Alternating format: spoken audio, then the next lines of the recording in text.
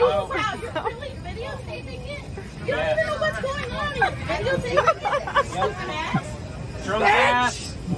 Drunk ass. Don't talk to my mother like Oh my that. God, just go.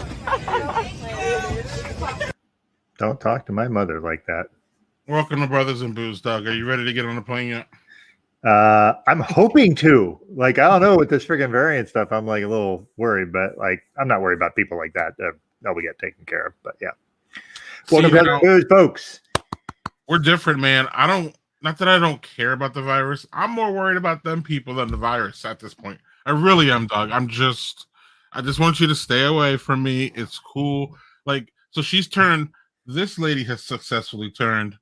Where are we at here? Let's put it back on. She's turned.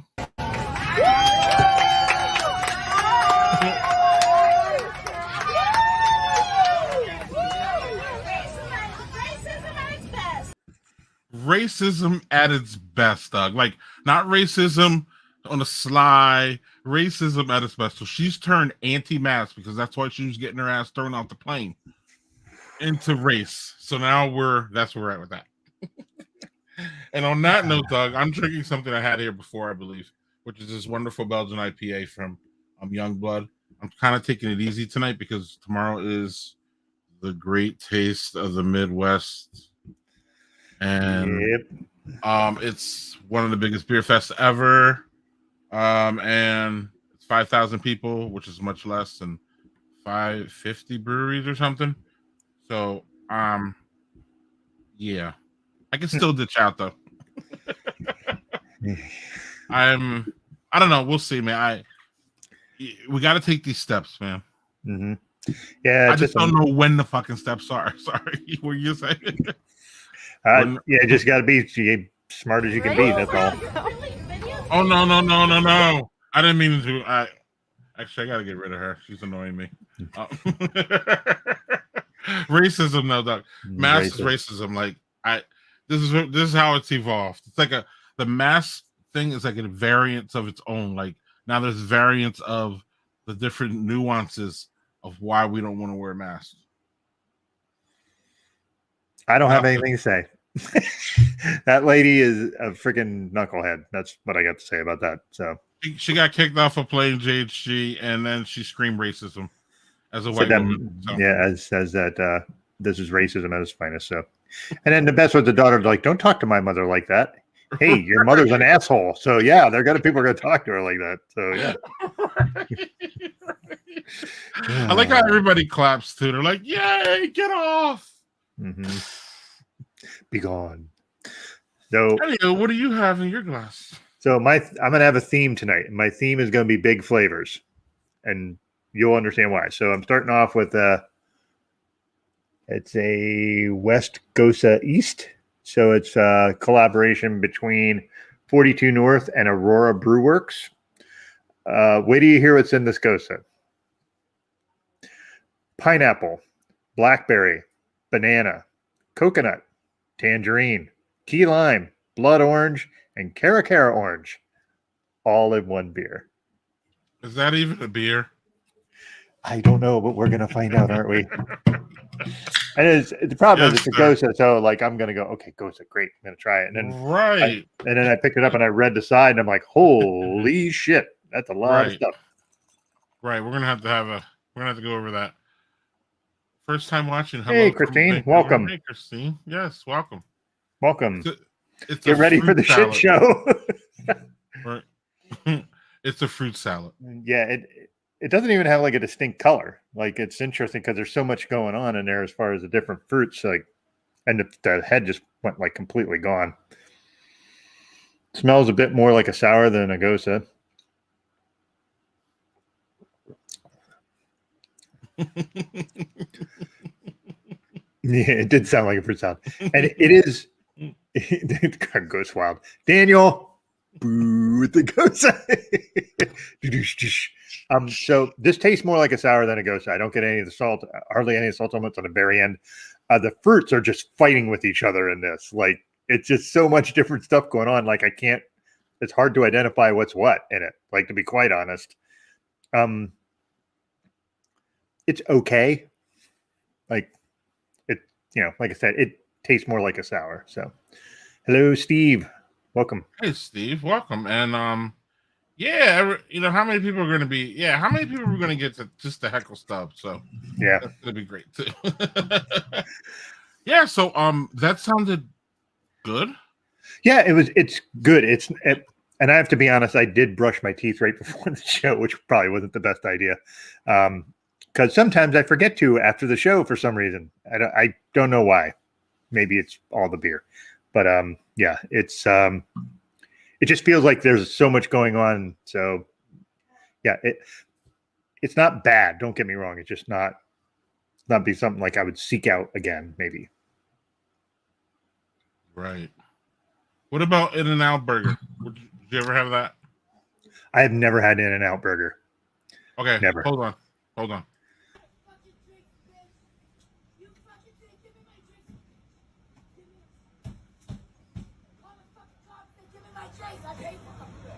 You're robbing me, bitch! Give me my fucking drink! I'm joking! That's it, I'm pretty... You bitch, give me my fucking drink now! All right. We'll wait to show the rest for Stubb. But I heard In-N-Out Burger was really good, but I don't know if it was like enough to be banging down doors. There's very few burgers that you could get that would be worth what she was trying to do there. So I think she wanted a soda too, by the way.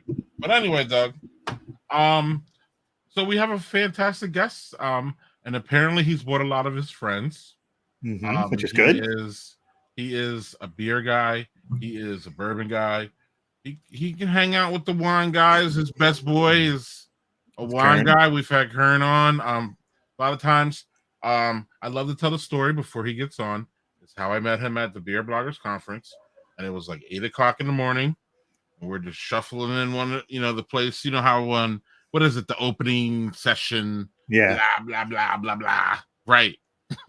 We're in line. This guy's in front of me. It's cool. Somehow we end up sitting next to each other, and I just see a glass that slide over to me, and I just see a guy with a gnome. Yeah, a gnome. And and he slides his glass over to me, and he's like, "Hey," and I'm pretty sure it was bourbon.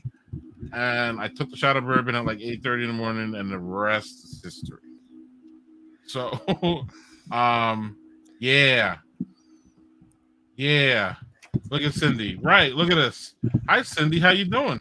Bring on Stubb. Yeah, we're bringing him. Don't worry. Right. Like, oh shit. Apparently, we're just going to be along for the ride on this one. I think maybe. Right. Look at this. Welcome to the world of Stubb. Look at this. Before we even look at this record numbers too, Doug. We haven't had. Seriously, I ain't bullshit. I haven't seen this number up there in a long ass time. So apparently he brings his own people. Love that. Hi, Darren. How you doing? How's the barbecue going? I was just thinking about you, man. We just ran out of barbecue sauce. And I'm tired of that shit that we get at the supermarket. And I don't know if you had Darren shit, but he's coming up too on the show. I forget when he's coming up. But Darren's barbecue is, I'm telling y'all, I got to order it from Cleveland. I'm ordering 2 bottles this time because that first bottle went like nothing. So, right. Yeah. Yep. Doing great, you two. Stubb as a posse for sure. Yeah. I'm seeing this, Cindy. I know. All right. Oh, look at this. I'm pouring bourbon now. Cheers to that. Cheers to that. Have what you, one of our favorite things around here is just have what you have on a normal Friday. So we're going to have what we have on a normal Friday, which is, I need a barbecue sauce hookup. I don't know who that is, but Darren, you need to see Darren. You need to find. I'll get Kyle. That's our boy Kyle Thompson. Cool, Kyle. I will get you the link to Darren's wonderful barbecue sauce. It's fantastic. Okay. Love the show so far. A new fan with or without Stubb. I promise. I'm Canadian. Excellent, Christina. How'd you find this? It's wonderful that you found us. Let's see here. Mercy is drinking a raspberry ripple milkshake IPA. Whoa, that sounds that's almost like what I was drinking. Yeah, that sounds pretty damn good, right? Ripple. Oh, and then Well, Steve has a bourbon after a wine and a gin and tonic. Sounds like Wow, he's going all over. Yeah, could you do that? Is that a kind of thing that you can do, Doug? Not wine. Wine gives me hangovers. Okay. I can mix and match. We need to bring on Stubb because Stubb is a man that can do that shit. So let's bring him on. Yeah, let's bring him on. Yes. Nice. What is up, gents? I'm so glad to be back. That is an entrance, my friends. Make it in a pool, my friends, as promised. Yeah, baby. Oh, okay. I also promise that I will hug the wall of the pool here for the entire show and not actually prove it. I don't. That has to be a first, right, Doug? It is a first. We had somebody in a smoking jacket. We've had someone mix beer and cereal. But and then we had someone mix beer and ice cream. Yeah, so Stubbs, you're an original. Yes. I try hard. That's what I like to say. I just try hard. Friday night, no pants. Right.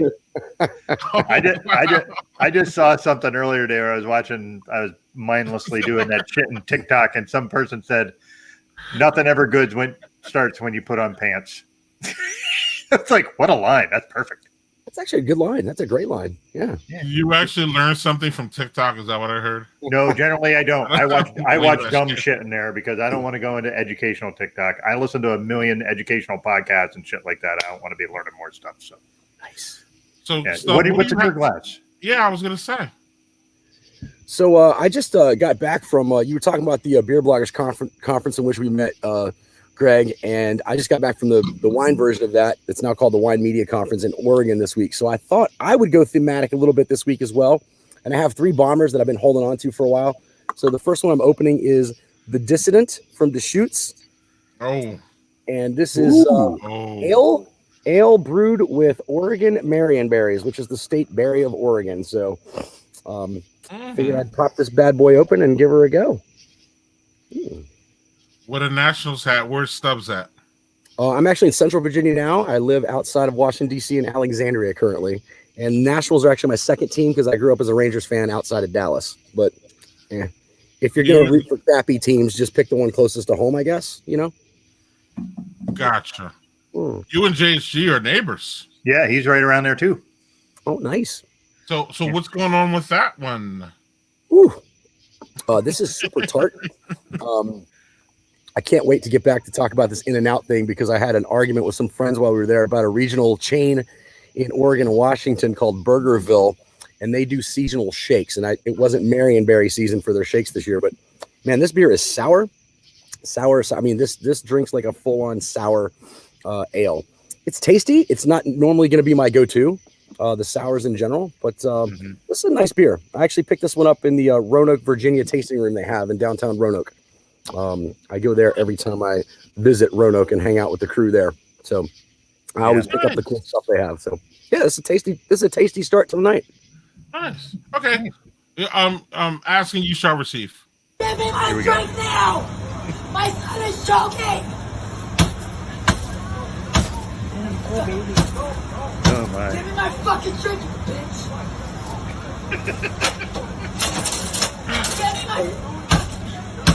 Give me my order!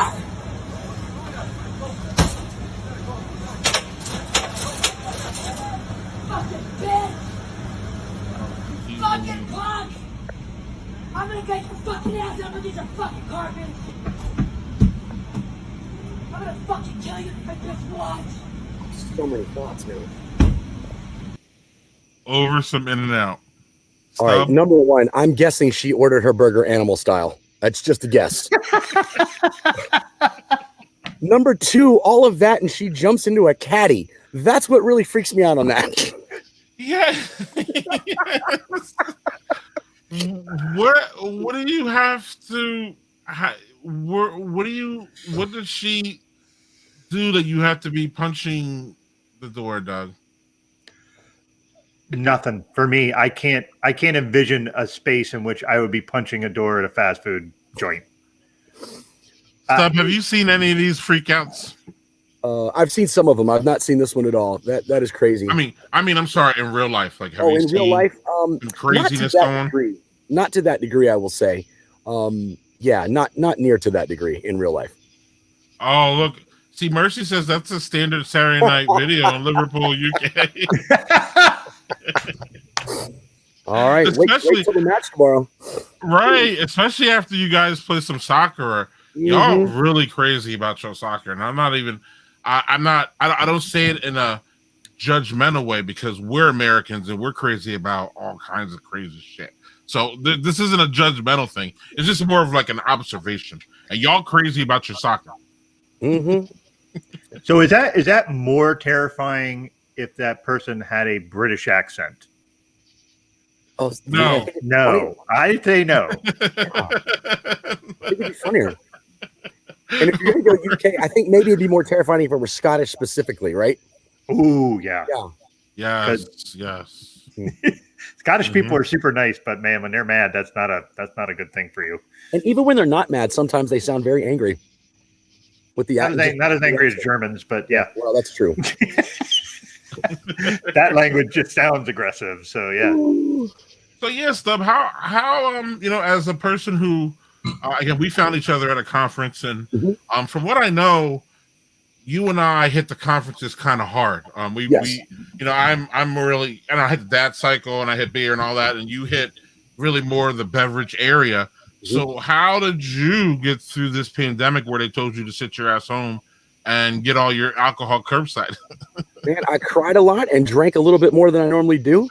To be honest, a lot of Zoom tastings with friends, a lot of Zoom chats throughout the week with themed wine and cocktail nights with a group of friends that I've known for a while, and colleagues and writers and PR people. And that kind of got us through. I think we all supported each other in that way, trying to come up with, hey, let's all try this wine variety this week or this region this week when it was wine, or let's all make a cocktail from this or these specific cocktails. So it kind of kept us on our toes a little bit, kept us looking forward to something, especially in the industry. And especially for those of us who, whether you're on the front lines, working as a som or in service itself, or, in the PR writing world. I mean, a lot of work dried up for a lot of us over that period of time. So it kind of kept us on our toes, not only, in a sense of having a connection with friends, but also, kind of in a professional sense as well. So, yeah. With that, a lot of crying myself to sleep on my huge pillow. Doug, you got to follow up? Man, I think a lot of us did some of that too with the Zoom tastings and just finding ways to kind of connect that. We've all said it a million times. That was not something we were prepared for. Shit was weird and still weird. So, but we're all getting through the best we can. I think I'm starting to think that 2021 is worse than 2020, because 2020 it was almost like a theme, like everyone knew what to do generally. Like we couldn't go out, we pretty much had to stay away from each other. 2021 is this mess of like, yeah, if you're vaccinated, you can hang out with the vaccinated people, but you can't outdoors, but not indoors. But then if you're indoors, you have to use a mask. But then 2 weeks later, we're going to tell you not to use a mask if you're vaccinated. And then we're going to tell the people who are vaccinated they have to wear a mask. But the people who aren't vaccinated weren't wearing masks in the first place. So why the fuck are they going to start wearing masks? And then the people who are vaccinated don't want to wear masks anymore, and we shouldn't. But now we're wearing masks, and then the people who aren't vaccinated aren't. And my head's exploding. And parents, Doug, you went through this, and I want to give you a little bit of time to talk about this. You went through this with school. School was easier last year. Take your kids, put them on a computer, and put them behind Zoom.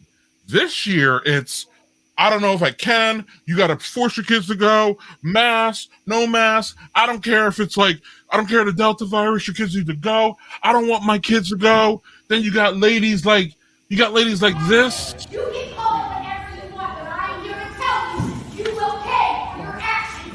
Today, all of these people will not forget, and every single person that heard us live will not forget either. You do not get to dictate anything. This is a republic, and we called for a revote, and we want it now. And the people of Baldwin County want a revote. We know where your agenda is, and why the vaccine, which is all fraudulent. Again, 2020 was a lot easier to navigate than 2021 is. Period. I don't want to hear anything else. We're supposed to 2021 is supposed to be the year that we're supposed to move on. Nah, man, we ain't moving on. Shh. Look, Doug, I know I asked a big loaded question. Stubbs drinking. Doug, I don't even want. Look, man, we could talk about this for an hour, and I know, like, condense it down a little bit. How the fuck are you dealing with it? With you got kids in high school, you got kids in college. What the fuck? It has been a little less harrowing for us for a couple of reasons. One, all of our kids are vaccinated. They're all enough to get vaccinated. That takes a giant load off my mind. Now, I have one kid who's doing. I don't know what you mean giant though.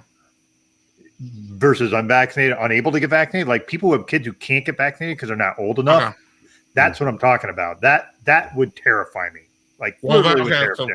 Okay. So you don't have that issue, but clearly that's an issue. Go on. I have one kid who just went back to college today, and they are requiring you get a COVID test in, and you have to be vaccinated on campus. Mm-hmm. So that helps. It doesn't. Delta variant can still spread, but you're less likely to get really sick. You're less likely to be in the hospital. You're less likely to die, which is a really good bonus. And then very helpful.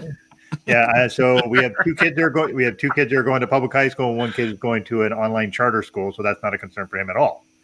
So it's kind of easier this year for you. For me, I'm still worried. I'm still fucking worried. Like a parent, that shit happens. Right. Stubbs, do you have any comment on the little rant that I just went on? Ooh, man, I agree with you. Like, I don't like, and you kind of mentioned this earlier, I don't like how this has become some, political divide type of thing that, and I get that politics will get involved sometimes with it or whatever, but it's now, that's the politics. It's the politics of masks. It's not necessarily politics about politics or whatever.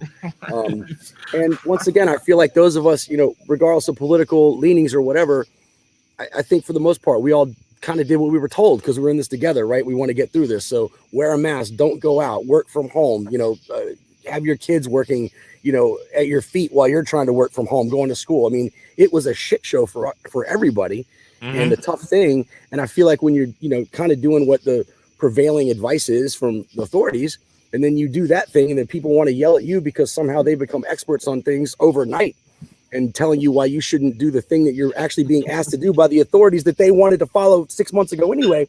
It makes it a little difficult sometimes. And I try just to drink my beer and give everybody a hug virtually or otherwise. But of course, I always ask that they're vaccinated. Well, so your point too is like just not the masks are politicized, the vaccines are politicized, and all that shit, and that really bothers me because we all had to get vaccinated just to go to fucking school. All of us, you needed your vaccine because you didn't want to spread shit like measles and mumps and stuff like that. Like, I don't know, it just bothers me. Sorry. Yeah. So Stubbs, that event that you went to, what was their vaccination and mask policy? Vaccinations, you had to be vaccinated or have a COVID test, a clear test within 72 hours of arriving to attend. We were told at the beginning that everyone who had registered so far, and I think that was most people, and we're at the initial opening note, everyone was vaccinated. So when we were in our kind of space that, be as cautious as you wanted to be, but rest assured that everyone who was there had been vaccinated. Given some advice when we went out into the world for a couple of the events that we did to, use your own discretion. There were no mask mandates or anything where we were in Oregon. And, I think people kind of acted and reacted to their own comfort level, depending on the environment they were in. And nobody really seemed to care much about it as far as what individuals were doing and as far as those decisions there. But I'm going to tell you this. There was a lot of hugging because we hadn't seen each other in 3 years. And there was a lot of that. And I think for those of us who attended, and I've had this discussion with a few people, we knew where things were when we decided to go. And we're all vaccinated and we took what we thought was our calculated risk and acted as safely as we could in that environment because we needed to get back, not only to our people, but back to, some semblance of doing something that was, moving our either avocation or profession along a little bit. Yep, and I don't know if you guys know that a couple of doctors came out in Chicago and said that Lollapalooza was not a super spreader event because 90% of people who were there were vaccinated. And I don't know if you saw how packed in Lollapalooza was, but that looked like a fucking disaster. So For y'all non-vaccine people, Lollapalooza was not a super spreader because 90% of the people there were vaccinated, and it was outside, so these help. That So helps. again, the vaccinations work. They don't work. They don't work for, again, they don't stop people from getting the COVID. They stop people from dying, which is very helpful. So it's funny, anti-vaxxers. I'm not really trying to be here on an anti-vaxxer thing, but they're the ones that say, well, that shit's not healthy. Well, either way you're taking a roll of the dice here, right? So you're taking a roll of the dice. You take the vax, apparently. You're taking a roll of the dice if you don't. So just because we're taking a different roll of the dice doesn't mean you got to say shit about it. Thank you. Anyway, and vice versa too. By the way, I understand the whole angle of people putting other people in risk, but again, at some point, we just got to stop talking and move on, don't we? And real quick here, Mercy's bringing us a little bit of a different perspective. UK has 2/3 of the population are vaccinated. People for health reasons are asked to stay home still. Wow. He was at a let's see where we at. Mercy was at a beer festival today. No one gave a shit. Sounds about right, though. Sounds about right. Yeah. I saw. We'll get to our second beers quick, though, Doug. I saw some blurb real quick about how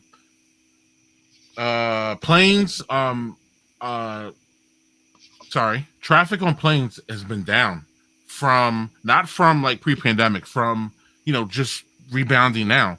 People are now not buying tickets, and I was actually, I wouldn't say surprised. I was a little bit like, wow, okay, people actually are caring about the Delta. Okay, because I don't think that people cared. I think people are just going to do whatever the fuck they want. That's where I think we're at with America. We've had enough about the fucking pandemic. We had enough of your close downs. Half of us have had enough of the mask. 30% have had enough with the vaccine. So why don't we just declare the pandemic over and move on, right, guys? Isn't that how it works? Hi, Doug. Wow, we're really serious. We gotta get off on it. Yes. I got Giant Jones double IPA. Doug, this is one I don't want to send you. I want to be around for this. See this one? It's an organic IPA, so it's not like normal. And this is the only beer that people really bitch about Giant Jones, actually. If there's one beer that people are like, I don't really like that one, it's this one. But that's because everything is organic, everything is sourced organic. So that limits, I believe, the different, obviously the hops that you could put in. But it also fucks with the chemistry of it all. And I don't know. I'm not Jessica Jones, so I don't have those answers. But she does. And she kicks ass. In a dirty ass glass. Look at that. I fucking tried to clean that shit. Stop laughing, Stub. That was funny though. It happens, man. It happens. It happens every week here. It's not that it just happens, it's a fucking theme. Anyway, Doug. This one is more of a piney one. It's not that hoppy or bitter for a double IPA. It really isn't. Maybe this one has lost a little bit of its juice. 630 was bottled. No. 9.1 though, Doug. Ooh. Nice easy drinker. I think I'll see my lady friends at the Great Taste tomorrow. I'm not sure. Some people weren't allowed in. So yeah, pretty good. What you got? Anybody else got their second going on? You want to go, Stub? Or Go ahead. No, I'm about to pour mine, so go ahead. All right. So, Mercy. Yeah. All right. As keeping with my big flavors theme, Warlock Imperial Pumpkin Stout, baby, pumpkin season. This is my favorite pumpkin beer by a mile. I don't like pumpkin, which is their kind of like the base of this. That they add other stuff to it. Yeah, this is one I get every year. I do have a cellared one from last year that I forgot to bring up, so I'll probably have that on the show next week. Yes, Manny. Yes, you did, Manny. Only fans. Man, Also, what's up? I was going to say Manny is the guy that came in with a smoking jacket, so he doesn't have a lot of complaints on that.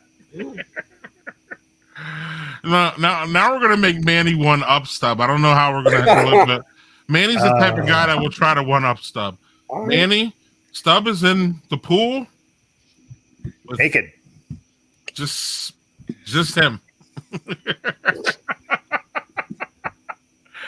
I'm pretty jealous, man. We got Doug. We're gonna have to one up this somehow. We're gonna do it out of a hot tub or something. We gotta do something. This can't stand. Like Stub can't be the coolest person ever on the stream. No, and I bet you with your podcast co-host would dispute that claim very vehemently, but yes. Well, he would. But then we can all tell him to go fuck himself, so it's fine. Right. I'm doing butt naked beer night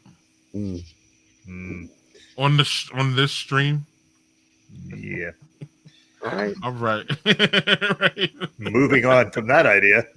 Yes, it is, Steve. This is my pumpkin spice latte. Yes, Steve. Yes. Steve, you're a keeper. Come around more often. Yes. Oh, Team God. Stub. Yes. Ooh. Stubbs KM. Yes. Do we have to go find the co-ed naked shirts now? Yes. Brothers and Booze co-ed naked drinking shirts. Oh, please don't encourage Steve. Oh, okay.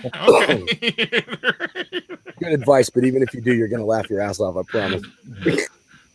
Well, let's just finish this real quick. The third, fourth time I've been here, and I am not leaving until you do a revote for the people, by the people, and of the people.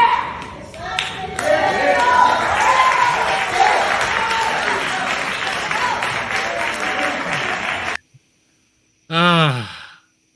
I'm Alan Baker, and I'm a California refugee. I gave up everything there, a really successful Hollywood career, television shows, gave it all up for freedom and to come to this friendly place in Tennessee and be greeted with open arms, and I love it here. I wanted to tell you that I have 2 vaccine-injured children, and they have medical exemptions because after the seizures and the hospitalizations, after all of their immunizations, I was granted, obviously, a medical exemption. So my children are those rare children that will just not be able to get the vaccine. Okay. And still, I would never put them in a mask because their brain needs oxygen to grow, which the neurologist can confirm. Anyway, the real part of the clown show is that you all think that you actually have the authority to mandate. Whoa, wait, that's the real part of the clown show? Hold on. Wait. Anyway, the real part of the clown show is that you all think that you actually have the authority to mandate this. Because there are these books that I have, and I have them as a gift for you. The Constitution and the Declaration of Independence, the Bill of Rights, they're not and books, the by the way, Federalist Papers, and also the Bible. And these guarantee my freedom and yours and our children's to breathe oxygen.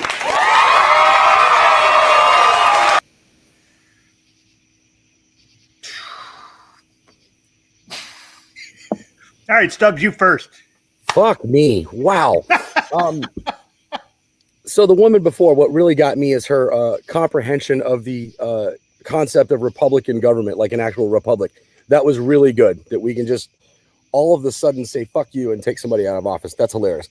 All right. Now, as for the second one, yes, those are not books. And I'm not trying to sound pompous or anything here. I do have 2 different degrees that have to do with government and politics and policy. And I don't remember which amendment it was in the Constitution that guaranteed me oxygen, but maybe it's been a while since I studied. So maybe I'm leaving something out in my mind thinking about that. Maybe it was the Joseph Priestley Amendment. That's a very deep cut. I don't want to make fun of people who go this high into the right and have these beliefs that they hold so close to them for whatever reason. But sometimes I'm like, just take a deep breath, which she can't do obviously if she's wearing a mask. But we've cleared that up already. So maybe that's the problem. But just take a deep breath and just don't find a reason to be mad at people for not like listen to what's going on, listen to people who actually know what's happening, and then don't just try to find a fucking reason to be angry with somebody all the time. That's the whole be kind thing has gone out the window. Doug and I talked about this forever. Doug, do you have any comments on that? On any?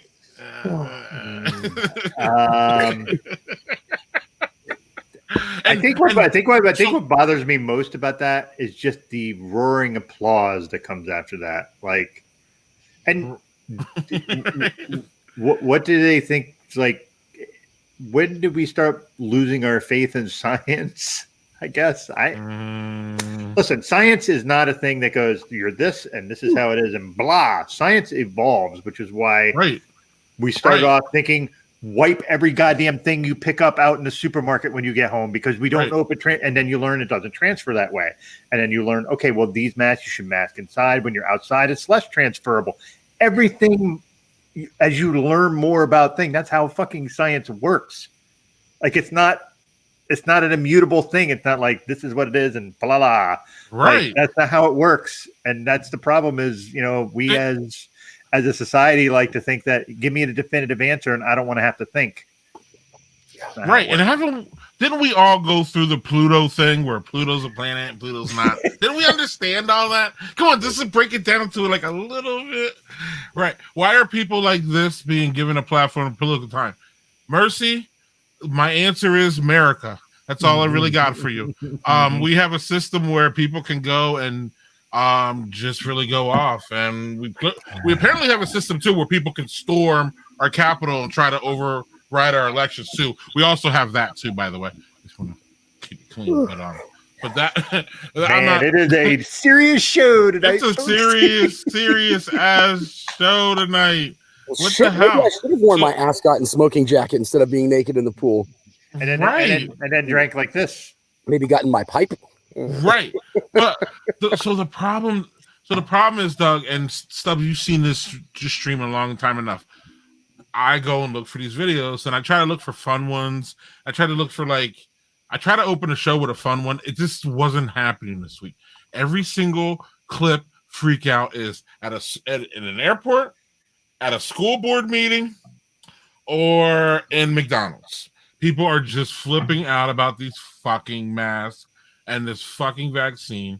I was tired of the vaccine when it first came out. I'm fucking tired of it now. I'm just fatigued on it. Yes, it's a first world problem, because again, third world people don't have a fucking virus to be sick of.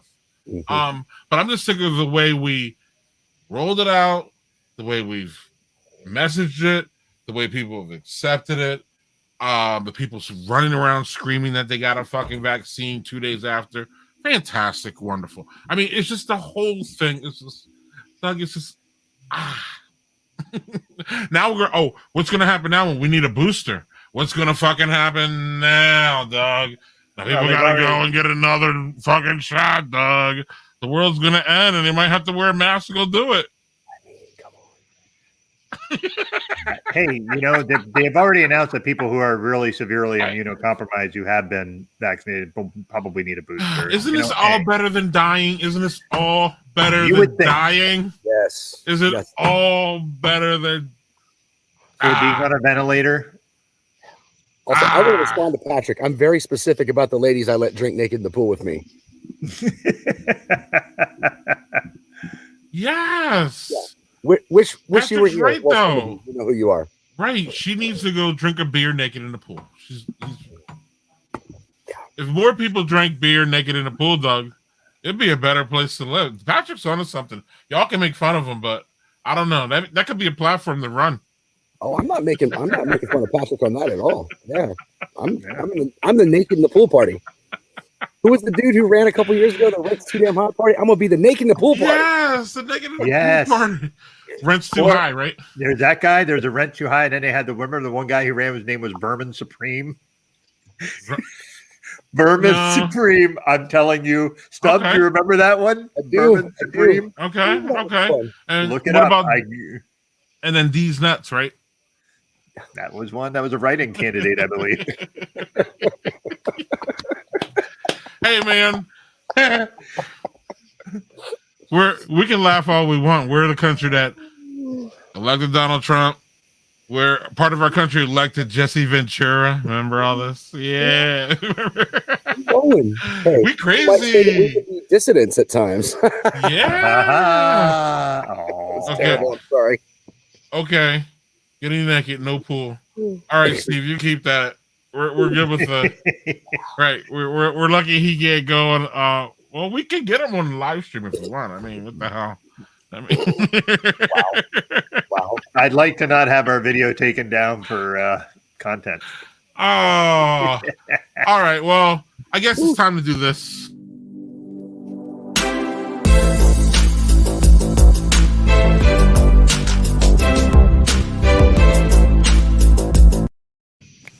So I'll start. One of our friends that we met at a Dad 2 Dad 2 Summit. He wasn't when we met him, but he was a widowed father. Mm-hmm. Who, the mother died unfortunately, and he was starting to get into farming, where he had a farmer type background. So now this man is into farming, and he goes on our friend Fatherhood Farm. What's it called, Doug? Fatherhood Farms, right? Yeah, that's what it's called. Yeah, I believe so. Yeah. Down in Texas, his name is Clinton. He's a really, really awesome father. Long story short, he does these stories on Instagram like almost all day of like what he's doing. And I'm just fucking fascinated. I have no idea. I don't know why I'm fascinated. I just jumped in and like he used to do this thing where he would let his chickens out every morning, and I would wake up every morning, get on Instagram to see his chickens get left out of the coop. Why? I don't know. It was just, again, after being a year in the pandemic, I just want anywhere to get out. So like Instagram has become my thing. TikTok's become Doug's thing. Long story short, where am I going with this? Somewhere. My friend Clinton has inspired me to start watching this show. Homestead Rescues. You guys ever see this? It's on Discovery. Basically what these guys do is that's a father and his son and his daughter. They're, with all due respect, rednecks from Alaska who homestead, meaning everything is like, they have everything on their property. They got chickens, they got the protein, they got everything. They can self-sustain, and they even got like jobs that they can just work and they don't have to leave their homestead. I found this shit fascinating as fuck. I knew what a homestead was, but I didn't really know that like people were literally like selling like their house in the city and just going off grid in like 2 seconds. Now what happens is these people get off grid and then they just get overwhelmed, whether it be by the fucking predators, whether it be by the food, all that shit. So this show really, I mean, it's just really, really fascinating. They go in and they help people pretty much renovate it's like a, it's like a renovation show basically, but it's really, really fascinating because they go to Alaska, Hawaii. If you're into that kind of shit, check it out. Really, really informative. And again, I learn a whole lot. I'm just like, damn, it's pretty crazy. So let's see one more time. What is it called? Homestead Rescue. I'm almost through like 6 seasons. It's one of those things too, Doug, that like Doug, if you notice, my shows have had a theme. They're kind of all like mindless reality things. And I can do that while I play my video games. So I can play video games and I can follow along like here and there. I don't need something that I can like. I need like to process the information to be like attentive. I need something I can just jump in and out of. So like that's why I've been on that show. And I blame Clinton. And when he comes on, I'm going to blame him again. So what's going on? What's going on, Doug? So if you're going to talk about that, mindless for me is like House Hunters. Put that shit on. I don't have to. Yes. Right. But this show, Joel was watching the first season, and I didn't get into the first season. I watched a couple episodes of this season, and the first one had me in fucking tears. It was just a really, it's a good show. It's something where it's just these things that are like 20 minutes long. It's just about different takes on love and how people process it and deal with it and manage it. the thing, they're quick watches. So like I watched 2 of them in 45 minutes last night. So like, Oh, okay. so, but they're really well acted. I mean, Anne Hathaway was in like one of them. Like they have a lot of major freaking actors in that, and it's just it's super good. It's really well done. Like I said, brief, quick, but like some of them will be really happy and others will be really sad. But that's I think if you can make a show where you can do things like that, where you can hit on all those emotions, and you know, it's really good. Before we get to Stubbs, Doug, like there have been some. Like they're making shows now that are just only 20 minutes now. It seems like they're making shows for people like me who don't have an attention span, and you need to be like, you need to catch me, and you need to like give me that shit, and then you need to get the hell out because I'm going to be the hell out.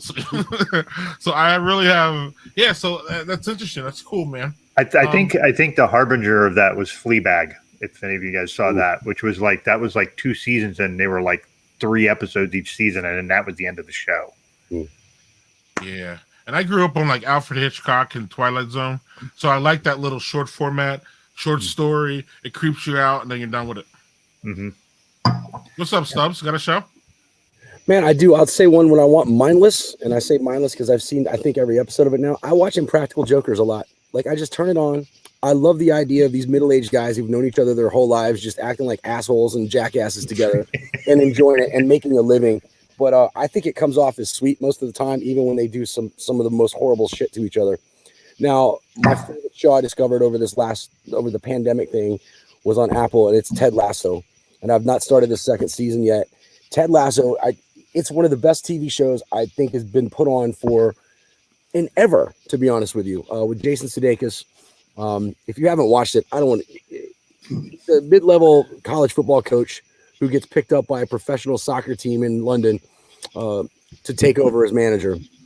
And there's a whole reason that he was picked, and you'll have to watch it. But it is sweet. It is funny. It's irreverent. But I guarantee you, I laughed and cried multiple times every episode. I watched the first season 3 times all the way through. And I haven't started season 2 yet. I know that started a couple weeks ago, but I haven't started that yet because I can't sit and watch one episode at a time and feel like I'm fulfilled, you know? So yeah, Ted Lasso is probably my go-to right now as far as new things that are on. Okay. I have heard nothing but great things about that show. Amazing. Where's Ted Lasso found? Apple. It's Apple TV. Apple. Okay, cool. Yeah. And then Impractical Jokers basically is True TV. Every time you turn on True TV, it's on there. And they got like 6,000 seasons. Yeah. And it's pretty funny. It is pretty fucking hilarious. I mean, I love, once again, I love that these guys know each other so well, and I love sometimes that they know where to hit to ask one of the guys to do something that they know absolutely they can't do. Right. Like this guy's not going to be able to do that. I don't know. I love it. It's sweet to me. It's cute. It's funny. I laugh a lot at it. So. Yep. Well, apparently people like that show because it's on all the fucking time on TV. Well, they also made a movie. Did you see the movie they released this year earlier? No, I didn't know they released a movie. It had Paula Abdul in it. It was terrible, but I think they were in on the joke that it was terrible because it's basically their show as a movie and then them trying to overact during the actual movie parts. It was it's well worth watching if you watch it for free on Amazon. I promise you. If you like the show. That's cool. So bad it's good. Yes, just got me. Yeah. Patrick, you got me on that quote, man. Side of my blog, some cried. Wow, I don't have as fabulous a beard to have that quote. So, oh man, that got me. I'm sorry. That was good.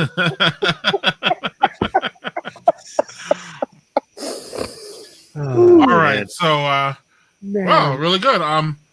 Doug, I've been warning you, bro. That's what I'm talking about. Oh my God! You're having a lie. Oh my God! The American spirit. Period. The American liberty. Period. Nobody has it. Take down your mask and rise up for fucking freedom. Oh my God! You motherfucker. That's what America's about. America's not about people like you. Rise up! Rise up! Gross. girlfriend here? Period. Bunch of fucking Shut your mouth. Shut your mouth. You want a revolution? Shut your mouth. Stand Shut your up. fucking mouth and walk. Let's fucking go. Walk. Fuck this Walk. shit. You got Shut your this. mouth and walk. There are children around. Who is the lady in charge there? Oh, that's his girlfriend or friend. That's some That's his relationship. girlfriend. Like they have Right. a relationship of some sort. Oh, Right, 'cause he's not really even fighting her. She's like, motherfucker, get out. And he's like, all right, whatever. Like, right. So that has to be his girlfriend, right, Doug? I think so. You know what I was waiting for when he was just standing there was someone to come over like Mortal Kombat style and just finish him. Finish him. And just him fly off.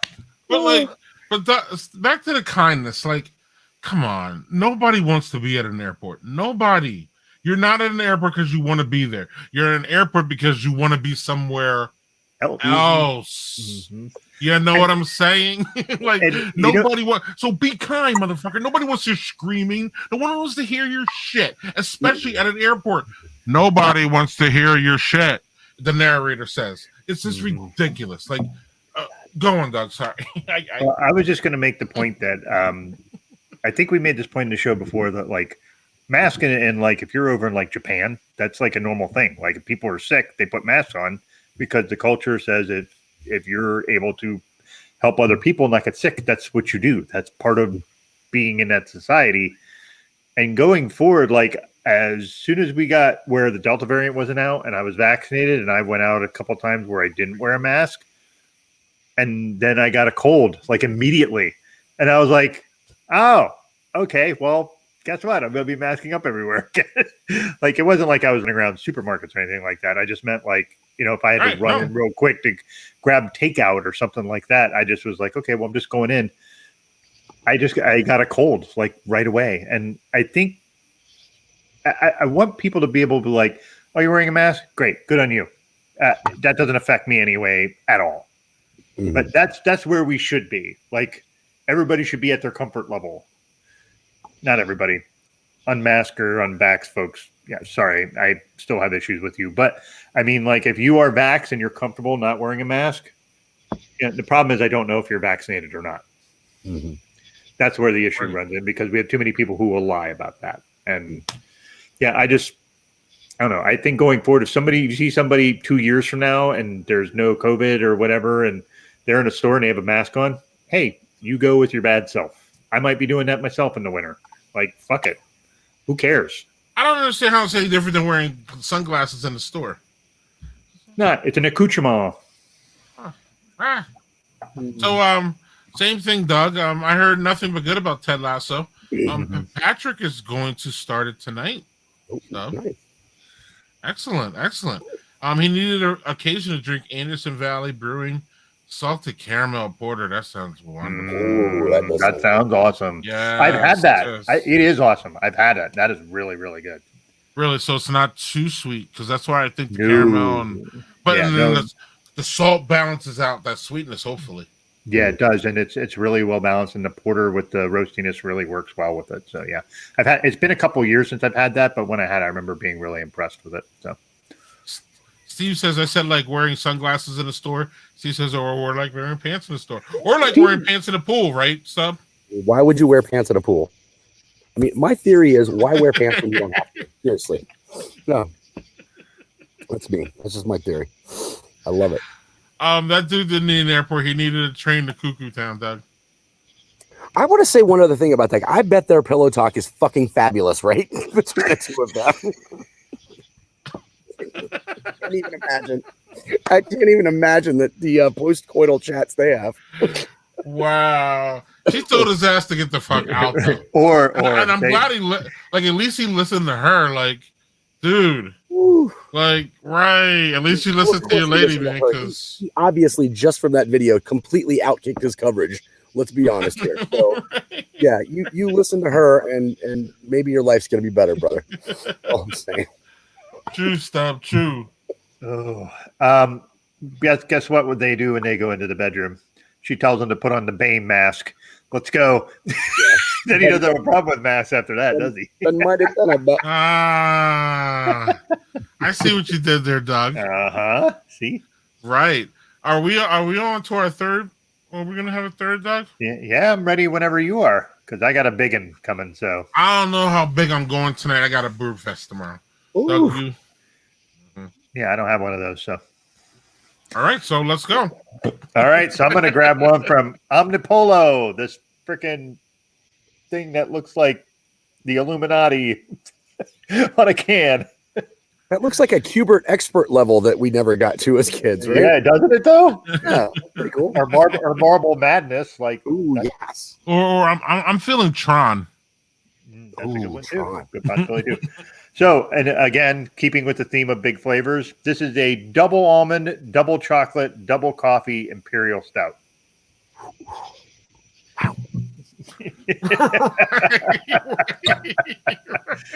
And 12% ABV. So this is it's a big one.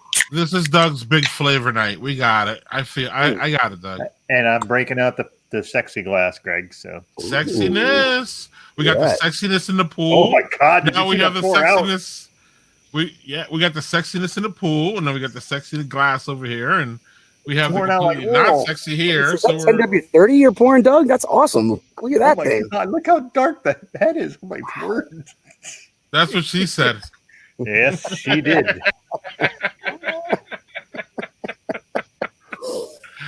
Oh, Doug, right? Look at that. Yeah, you know what's up, JHG. You want to be in that pool with Stubbs, don't you? No, he wants to be in that pool with you, and that beer is what I suspect, but I could be wrong. All right, look at that motor oil. Right, look at that motor oil. Wow. Double woof. Ooh, baby. And this has lactose in it, so it has that on top of everything. So big fucking beer. Like I'm trying to, the chocolate's definitely there. I don't get a whole lot of coffee, which is surprising considering how strong a flavor coffee is. Oh, Almonds there, chocolate's there, and the lactose. The lactose really affects the palate part of that. But I mean, it is, you pour it, it looks like fucking motor oil coming out, and it's super thick and luscious and yummy. And yeah, that's really good. show the can again, and what is it called? It's called, well, the name of it is Daedalus. Okay. Which is some sort of mythological thing, I think, or maybe like a Greek lore. Not sure. But yeah, that is that's the name of it. The can art, like Omnipolo makes these weird can art things, which they're not cool. It's just weird. And that's kind of why I get them, just because of the oddness of it. Lactating. Thanks, Steve.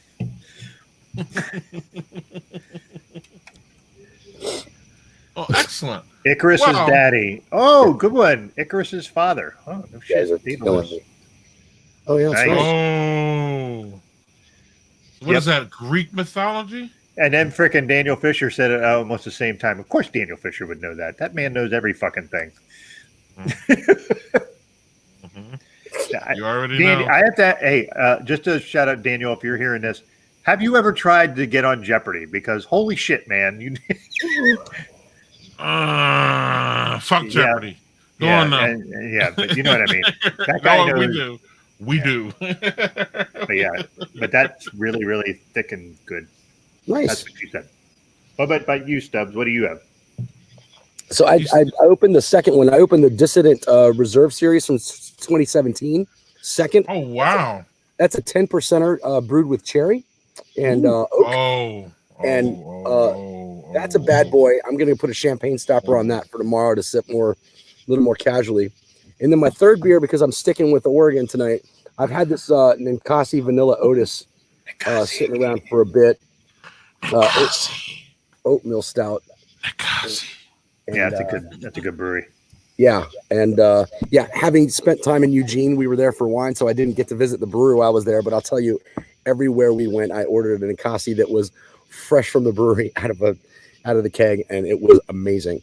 So yeah, this thing here, I mean, it's got the vanilla, it's got a little chocolate, it's got the coffee notes in there.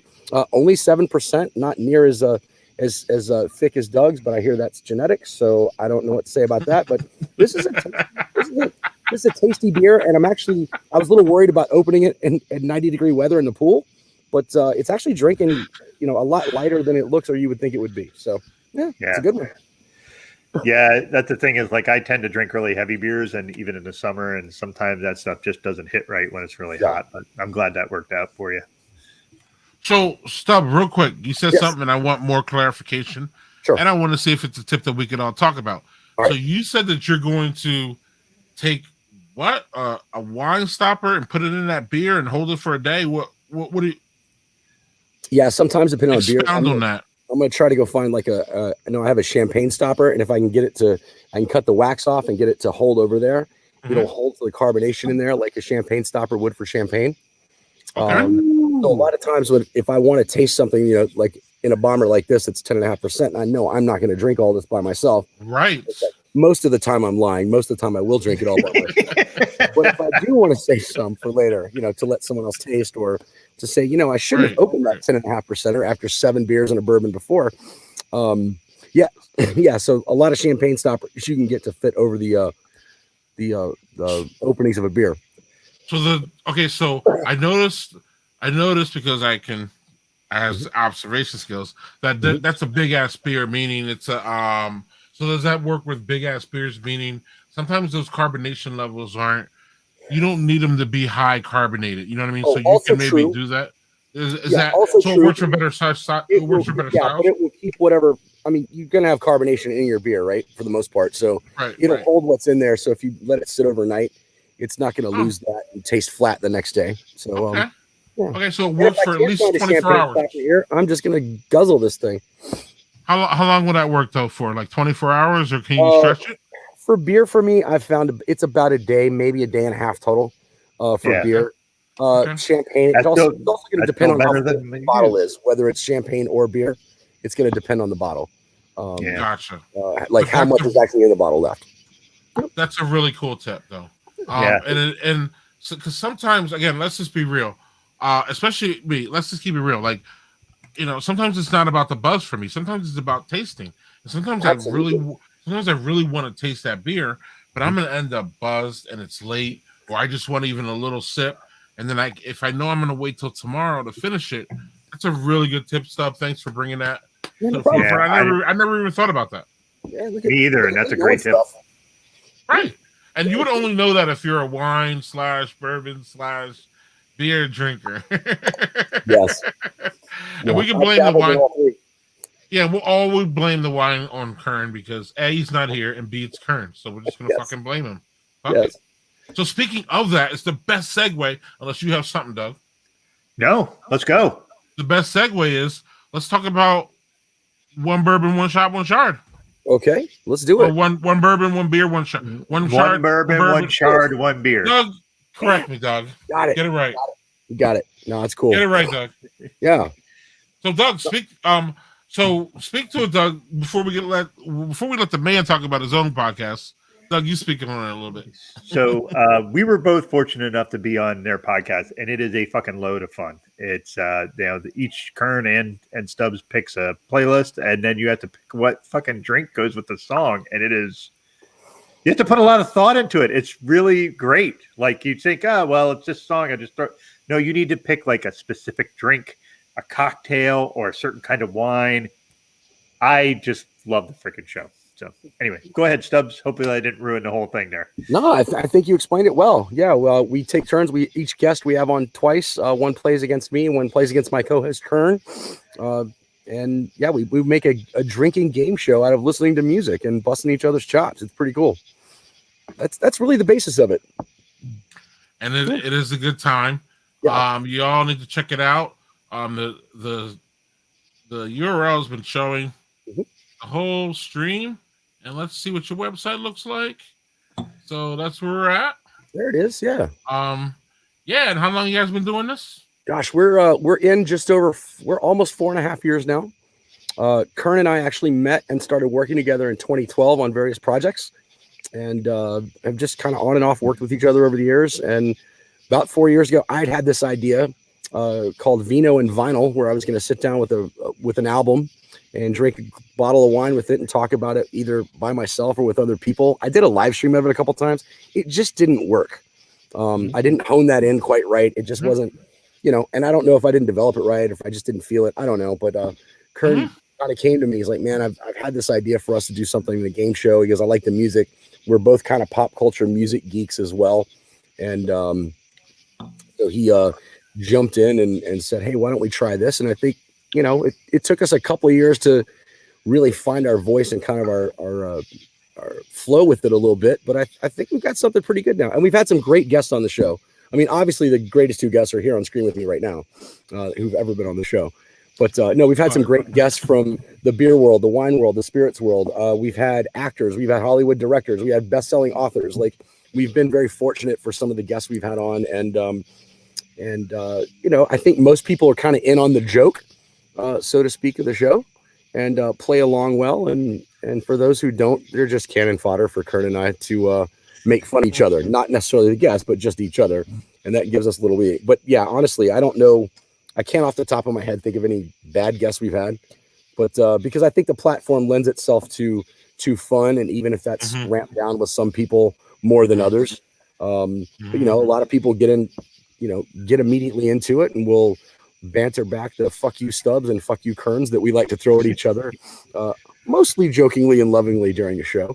And yeah, and people, you know, as we learned, Kern and I we did a session at this conference last week about podcasting and live streaming. And we took a poll in the room, you know, Team Stubb or Team Kern. And at least to my ears, Team Stubb got the most shouts. I'm just saying. Right. Yeah, because fuck Kern. Was that a fun fact? Oh, no, we had some fun facts. God damn you. I walked in, you guys started doing that. I'm like, what is this? And I didn't know. And then I started joining in because fuck it, why not? So Stubb, do you still have your I assume you still have your own personal blog. Are you still, because again, this is One Bourbon, One Chard is a collaboration between you and your boy. Right. So are you still doing anything? Or again, I know the pandemic, you know, disrupted all this bullshit, but do you in the future do you see yourself getting back to Cork Envy, right? Yeah, Cork Envy. Yeah, I actually started writing. When I started writing about booze, it was wine specifically. Yeah. And I kind of talk about Cork Envy, please. I started that with wine for a love of wine, and I wanted to write about it because, you know, I thought, like all other bloggers, that I had something to say that no one else had ever said before, and that I somehow knew something no one else ever knew. And yeah, I started that in 2011, and then kind of moved into beer and spirits as well because I had a background in that and whatnot. And yeah, so I'm still doing some of that. I've done less of stuff for that now. The pandemic, I do a monthly TV segment in Roanoke, Virginia for a daytime show down there. Right, I was gonna say, yeah. You know, the pandemic kind of put a hold on that as far as hiatus for the show a little bit. You know, just certain things you do that, you know, got caught up last year a little bit. I'm also a brand rep, I'm a rep for the for Hotel Tango Distillery out of Indianapolis, first combat disabled veteran-owned distillery in the country. And also, pandemic put a hold on some of those activities as well because we were in the middle of, you know, securing a new distributor here in the area I kind of represent. So, and we're big in the military. We're in the military bases here in the area. So I've been able to do events with them a little bit, but they closed events down for a while. So, you know, everything kind of closed down and everything's coming back up. I've done, you know, been able to get out for Hotel Tango now, which is awesome. And yeah, check those guys out. Check us out. We got some good spirits and great people working for us. So yeah. Hotel Tango. Hotel Tango. Yeah. Doug, you have a follow-up? There we go. Other than just being talking about having like disabled veteran owned distillery, because that's fucking rad. We need more of that shit. Yeah, our founder Travis, Travis did 3 tours with First Marine Recon in Iraq. When he got out, he went home to Indianapolis. Ended up in law school where he met his now wife Hillary. She had been a pilot, so they started calling each other Hotel and Tango for Hillary and Travis, for those of you who know the NATO phonetic alphabet. They get married. He was distilling on the side kind of as a hobby while they were in law school. And I like to say, you know, fucking jarheads, of course you need a hobby while you're going to law school. Overachievers we are. And right. But by the time he got out, by the time they both finished law school, they collectively decided that Travis would be a better distiller than lawyer. So they made what his kind of backyard hobby was into Hotel Tango. And we've been coming up on our 7-year anniversary next month, actually. Yeah, I was gonna say, the fact that I see bourbon here kind of puts a date on you, because you can only again, you can only, how long does bourbon take in order for 5 years or whatever? There's something where You can do baby bourbons though. Yes, you and you can. yeah, our flagship bourbon you see on there is a 2-year aged bourbon. That's our flagship. We sell the most of. Our reserve bourbon, we're on series 2 of that now. Our first reserve series they were sourced bottles because Travis believed that 6-year for bourbon is kind of a sweet spot, and he wanted to do a 6-year bourbon. So this last year we did our series 2, in which we partnered up with George Dickel and got some Dickel barrels that were 6 years or older, and blended that with some of ours. Wait, what did you just call me? Yeah, exactly. But we blended that with some of our 6-year barrels because we do have those now. We just don't have enough 6-year to do our own. So for the next couple of years, I think the plan is, and the powers that be in production and distilling there may change their minds depending, but it looks like our plan is to release some different series every year so we can start working in our actual aged bourbon into some of our products moving forward. So yeah, pretty cool. Yeah. And then orange-cello, cool. limoncello, very interesting. Our cherry liqueur is really, really cool. Tart, sweet, beautiful. Yeah, good products. I could talk all day about anything you want to ask me about now. But yeah, good stuff. But yeah, available online, so you can definitely order them. So if you can get them shipped to you, they're pretty awesome. Yeah, the Pride vodka, we do that every year. Jonathan, for the Pride Parade, we do Pride labels for the Pride Parade there in Indy. That's great. For our vodka as well. Yep. Reserve bourbon is so much, yes. Sabrina says. That's a good one. Steve says the cherry liqueur. Cherry is liqueur. awesome. Cherry liqueur. Yeah, cherry liqueur. Steve made a All right, do that. Cool story. And then real quick, Stubb. Yes. Did we taste Soto Tango, a BBC beer now? Not sure. I did not have it at that point. When I attended there, I did not have any. So I don't know if someone else did or. And when you attended, I knew you as the Cork Envy guy. That's how I met you. Right. You were the Cork Envy guy. You were in. I was the wine guy at a beer conference carrying around a handle of bourbon. I know it makes no sense whatsoever. Right. Did Steve steal the cherry? I don't got anything. That's got a lot of innuendo in there. Awesome. I will say he asked politely before he took it. I will say that. Okay. What's up, Doug? You got a follow up? Besides that, I'm now gonna have to look up. So for me, like the vodka for sure. We're a very LGBTQIA plus friendly family here. I'm gonna have to get some of that. Gin. I want the gin. I want the gin. So I want to ask a question about the wild rum. What makes it wild rum? Fermented with wild yeast. Okay. So what you end up getting, and I hate explaining this to people before they taste it, you get the rum flavor there, you get that. But what you end up getting is a little bit more of the mouthfeel of a tequila. So it feels more like tequila in your mouth, but you're getting that rum flavor. It's a hard thing to explain if you haven't had it, but that wild fermented rum, you really get that.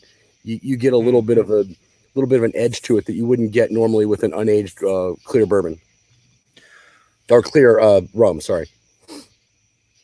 Oh yeah. I was gonna say a little bit about rum, which is I thought rum sucked, and just be like, I know, Doug, but listen, people drink Jose Cuervo and think tequila sucks. Sure. So like it's almost the same thing. I just had Captains, and I'm like, this is underwhelming.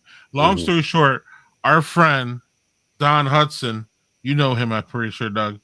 He introduced me to 12. He said, listen, you shouldn't. I don't know if this is good advice or not, Stubb. You can talk about it. He said that I should. I don't know. I wish Doug was. I'm sorry. I wish Don was watching because he could tell me if that's what I'm quoting him right. But he said that I shouldn't touch anything that's not 12 aged rum. 12 years aged. So he was telling me about 12 aged rum, and he had it, and the depths of flavor in that rum, and a different. It reminded me of craft beer, meaning like craft beer has depths of flavor. Doug, you went through that, 16,000 thing ghost that you went through. Whatever that was. Right. But I found out that rum has depths of flavor like that, and it could really, really be like just a sipping thing. I always thought rum was just mixed with Coke, and that's it. But rum is really complex stuff. Can be. I don't know if Yes.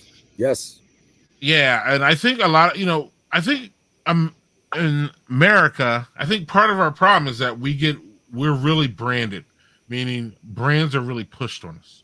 Mhm. So like we almost assume that like a brand is a really good harbinger or like for example, Bud is always pushed on us. Mhm. Bud is pushed on us, Bud Light's pushed on us. So when people say I don't like beer, a lot of times they're talking about Bud and Bud Light. They're not talking about, Nikasi or, Amagang or fucking Trillium. They're talking about Bud Light. That's not beer. I mean, it's beer, but it's not a great representation of what beer can give you. Just like Jose is not a great representation of what tequila can give you. And this is why people are like, I don't like tequila. I kind of cringe on that because I'm like, how much really good añejo barrel aged tequila have you had up in your system where you were able to just sip it and not worry about a worm or people telling you that you have to have lime? Fuck a lime, fuck a lemon, and fuck salt. If you have to have all that, in my opinion, your tequila is shit. That's my opinion. Stub? He doesn't agree with that, but that's just I said it, not him. No, I understand what you're saying. I think you can get nicer, even Blanco tequilas for shooting with the salt and lime, and there's a place for that. Okay. I also think, though, even in some of my older age tequilas, and I do enjoy sipping tequila like bourbon or whiskey. Yes, love it.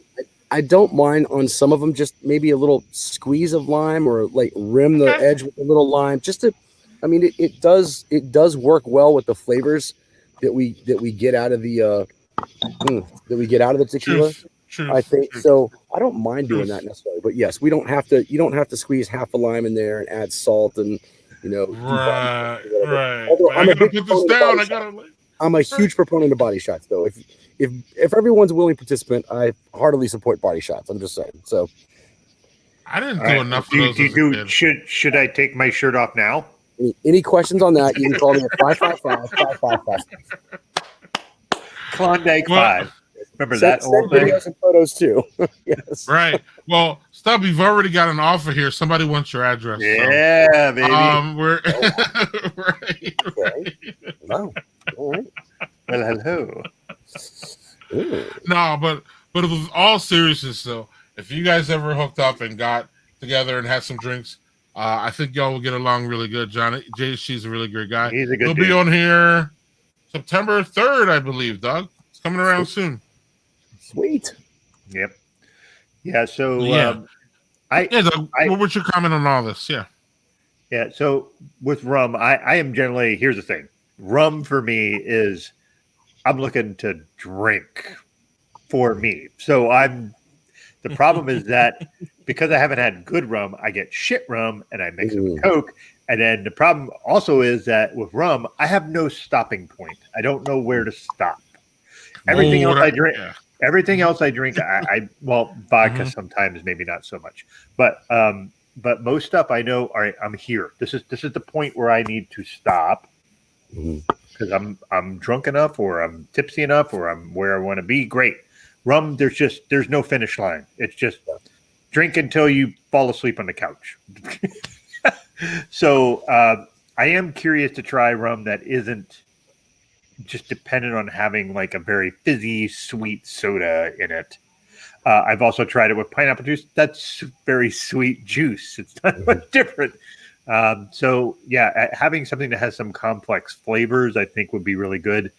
I think also, Greg, when you're talking about Donald Hudson saying like having alcohol that's aged a longer stage, I think in general you're just going to get more depth of flavors. Not always, but I think that's a good rule of thumb. Stubbs, is that maybe a fair assessment? It can be. I think it depends on it depends on what it is. I think in spirits, that's a generally good thing. In wine, it can vary with wine specifically. And I think probably with beer as well. Like if you overage something, it's going to start losing a little bit even before you bottle it.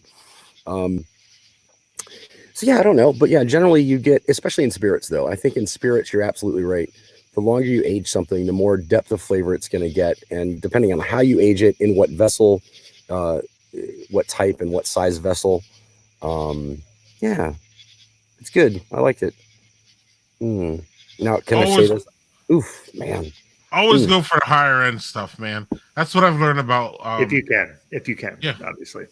Right. Yeah. I mean, to me, it's even worth it, dog. Like, I know if you can for money, but like at this point, when you get older, the stuff that you put in your body more. Again, man, this isn't when I used to just drink a whole bottle of Jorge Cuervo and freak out at where I used to live. That's what used to happen, dog. Right. It wasn't a good way to drink. But I found, when I buy high, like, listen, if I go and buy a $15 bottle of tequila, I treat it as such. If I go and buy a $55 bottle of tequila, I treat it as such. Meaning, like, I'm $55. I ain't trying to drink all this in one night. First of all. But second of all, though, $55, man, I want to sip this. I want to see what it tastes like. I want to, get the whole experience. So it's almost a mindset thing, Doug, when it comes to like the tequila, especially the high end stuff. And it's the same thing with beer, to be honest with you. Same thing with Scotch. Scotch is the same way. You can buy cheap Scotch and you can mix that with soda, whatever the fuck you want. And if it's a mixer, great. That's going to be cheap. And if you try to drink it by itself, it's going to taste like fucking rubbing alcohol.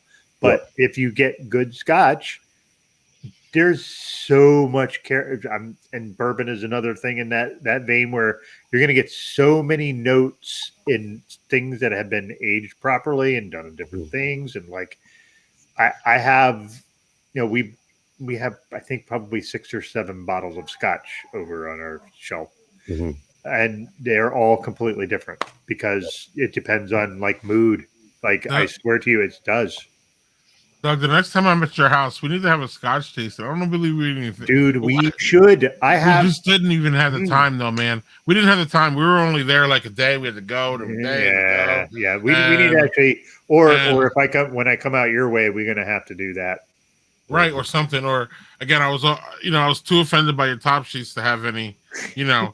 Oh, that's what we haven't never asked Stubbs. He was the one when that was a big debate. Oh, yeah, I did that on purpose. But that being said, though, no, Doug, you've never given me or our audience a really, really good Scotch lesson. So we're going to figure that out, and we're going to work that in at some point. Yeah, because I've done Scotch on the show, but it was kind of just I'm having 3 different kinds of Scotches, and I didn't elaborate much on them because we have a guest and we have all kinds of different shit going on. But no, we need a Scotch lesson, bruh. And Stubb, we got to get Stubb back here so he can give us the problem with my boy Stubbs is that like he's diverse. He's diverse. He's broad there. So like it's hard to like nail him down. I love all these little innuendo things that I got him. I got a man in the pool over here with no clothes on, and all these little innuendos we're just letting slide tonight. I don't know what our thing is, dog, but next time we're not gonna let this happen. Anywho, Stubb is broad, and Jesus Christ, what are you trying to do? I don't know. Listen, man. We started this stream. We were just going to drink on Fridays, and that's it. Then we started adding guests, and who was the first guest that we had remotely? Oh, that would be one Stubb. He was clothed that time, though, folks. He was clothed. So, right. So, we just wanted to start a dumb stream, Doug. I didn't think we were going to be like having guests every week and some weird fucking great journey, right?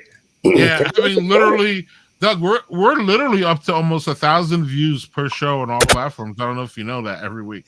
So I never really thought we would get to this place. Me either. So with that being said, though, we got to have Stubb back just to say, look, motherfucker, we're just going to talk about bourbon the whole hour, and that's it. We're not. That would be great. Wine. We're not going to touch beer because we'll just get off on all these tangents. We're not even going to talk about. That's what I'm talking about. Oh my God! You're having a lie. Oh my God! The American spirit. Period. American liberty. American spirit. Dude, just put a mask on and shut the fuck up. But anyway, Doug, you wanted to talk about what people do when they sleep or something. I don't know what. So we Alright. this is just an intermittent. Blah, blah, blah. Apparently, that stout is really good because now I can't talk. We've had a running sort of debate / gag on our show about something that happened at Dad 2.0. We were discussing something called top sheets. And top sheet is, the little sheet that's between your comforter and you in the bed. Are you pro or anti top sheet? Pro. All right. Bye, Stubbs. Thanks for being.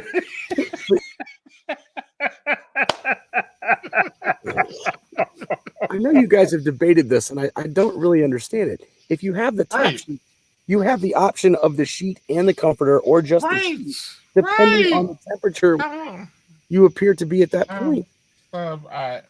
Plus, again, this most argument is so old and tired. I don't even know why. That often, because maybe they're dry clean only or whatever. You're not white. You need that little bit of thin layer there between all your sleeping funk and your comforter.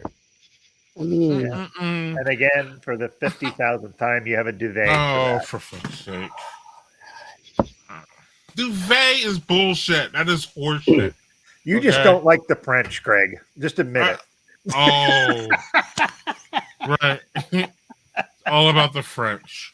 See, JHG agrees too, motherfucker. Well, JHG's wrong. Right. And that's okay. I still love him. Right. yeah. Steve is Did you just go anti. buy a fitted sheet when you get sheets then? I get fitted sheets and I He never throws use it a top out. sheet. He No, I throws do the not throw shit it out. I do not throw it out. You know what I use it for? Cloths when I paint to put on the floor. Great. Steve is Now, anti. but let's also do the caveat. If I'm in a hotel, that is the only exception. I will use a top sheet then because they don't wash those fucking comforters. So fuck that. That is the only exception. But I hate it because the fucking top sheets get wrapped around you. If you're a restless sleeper like I am, it sucks. I feel like I'm. Oh, for fuck's sake! If you properly make your bed and tuck that thing, not because now we're going to tucked or untucked with the sheet, right? Oh, that's another whole fucking mess. You get that. If you properly tuck and make that bed, then your sheet doesn't go all wonky cattywampus. Not all of us are military guys that we make our bed to look like you can't drop a fucking pin on it. Like, but that guy. Some of these maniacs like to put a toe out, and like somebody like no. Well, if you put it, I could do a top sheet if you stick your toe out, and it's just too much. It's just I can't do stick it your anymore. toe out, stick it out the side of the bed. And I mean, unless you're in the middle seat of the bed, and if you're in the middle seat of a bed, there's two other people in there with you. Then what the fuck do you care about a top sheet? Because you're living your best life like that. Stop! Right. Oh, bringing out the Great. We got sub animated now. Yeah, we got him in his swinger mode. This is great. Literally. Hey, I'm with JHG, you anti-top sheeters. Right. You're almost as bad as the anti-maskers, Doug. Almost. Oh, whoa. All right.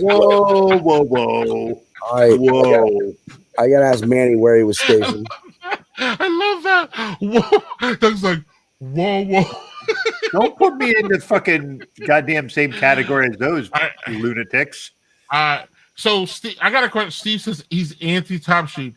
The dogs have a hard time getting under top sheet. Okay, so hold on, Steve. Are you one of these people where your dogs run up on your bed and like take over the bed and shit? I can't do that. I'm sorry. How big are these dogs too? Are they like?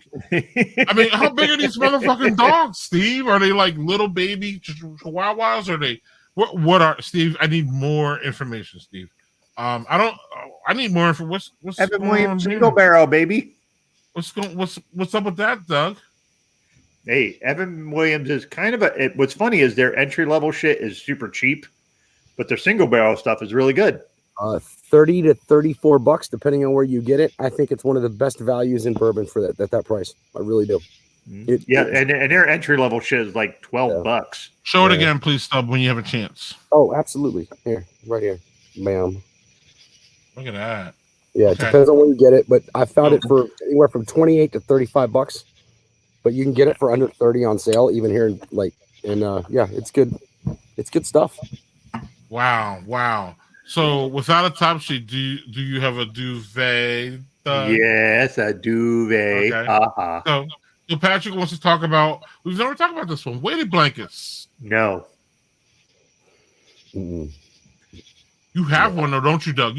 There's one in the house. I don't. My wife and one of my kids does. They like it. I do. Hold on. You didn't answer my damn question. I said that you had one in your house because I was Well, there. yeah, but I don't use it. Okay. What don't you like about it? Is it not like It's too fucking heavy? If I wanted to go to bed in a fucking like Kevlar suit, I would do that. I don't want to have a blanket on me that weighs that much. All right, so Patrick's not a tucker. What I mean, I guess he means like tuck the sheet under the bed or tuck your feet into the sheet. What are we talking about? Oh, the sheet under the bed, right? Oh, okay, all right. So Patrick, are you someone who makes your bed every day? Because that's how you have to have that tuck under the bed, right? Basically, right? Because the tuck comes out at night, right? Because you pull the sheet, and I mean, you guys. Again, So full disclosure, I do not sleep in the same bed as my lady. Doug knows this. So I don't have this back and forth with the sheets. Do you have this back and forth with the sheets there, Stubb? You and the lady? Not Like, generally. does the lady steal the sheets? Is she like a sheet hog? Because most we've heard part- about sheet hogs. Yeah, You know what a sheet hog is, right? If there's any sheet hog, it is me very occasionally, but I think we have a pretty good we're pretty good with it, at least we're pretty good between the sheets. That's not exactly what I was trying to say. But no, don't generally have that problem, to be honest, with the sheet hogging. No. Doug, if I recall, you don't have Jill's a sheet hog, right? Or you don't have a sheet hog in your bed, do you? No. It's not either or, because it depends on who's restless that night. Because some nights it's me, some nights it's her, and then one comforter will get shifted over. It depends. It also depends on how fucking hot it is, because we have a air conditioner going just full bore in our bedroom, and it's still freaking with this heat. Like, because our bedroom is on the top floor, the heat just fucking all rises up there. So sometimes it's still hot up there. It rises, baby. Okay, so look, here we go with Patrick, right? He's got to have a whole foot out under What about the monsters? Really? Look, individual ultra light quilts. Okay. Patrick, I was thinking about that. Is there shrinkage going on over there? I'm not even gonna. Oh my god, I did ask. Why did you ask? Because Patrick, he's a fucking. I don't know. He said it's 90 degrees. I would imagine it's not. Yeah. He's not in a lake. It's okay. And if there were, it wasn't like there was far to go anyway. It's fun. So Steve answered. Steve has pit rescues. Pit bulls are big, yo. They ain't small. Yeah, no, they're not. But they're also like right. Pitties are the most like, I think if you're looking to adopt dogs, they're the most available dogs. Right. They're Well, I'm just talking about it in the context of a top sheet. That's where I'm at. Right. In the context of a top sheet, right, I can see where a pit bull is going to be like, no, I don't want this fucking top sheet. I can see it. So pit bulls and top sheets, I got you, Steve. I get why it doesn't work. Maybe a duvet would work with a pit bull.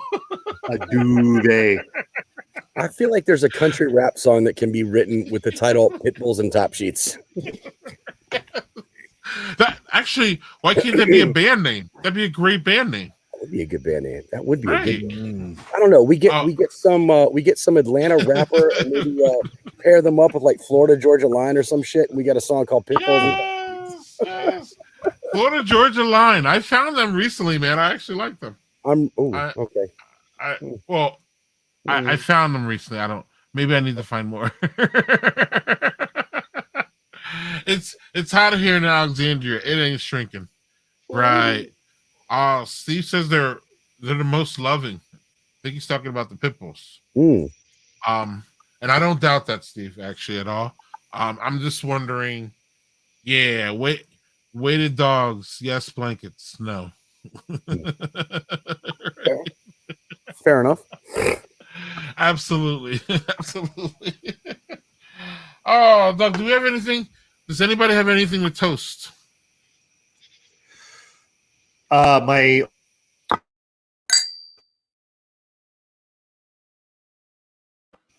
Sorry.